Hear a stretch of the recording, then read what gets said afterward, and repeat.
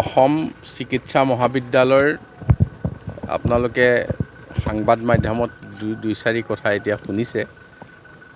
আমি গোটেইখিনি চৰকাৰৰ দৃষ্টিগোচৰ হৈছে আৰু জিলা উপায়ুক্তকে ধৰি জিলাৰ আৰক্ষী অধীক্ষক, মেডিকেল কলেজৰ প্ৰিন্সিপাল, ছুপাৰিনটেণ্ডেণ্ট আৰু সংশ্লিষ্ট সকলোৰে সহযোগত যিখিনি লোকে ইয়াত অবৈধভাৱে তাত যিকোনো কামত জড়িত হৈছিল তেওঁলোকক ইতিমধ্যে তাৰ পৰা উচ্ছেদ কৰা হৈছে আৰু লগতে তিনিজনক ইতিমধ্যে গ্ৰেপ্তাৰো কৰা হৈছে।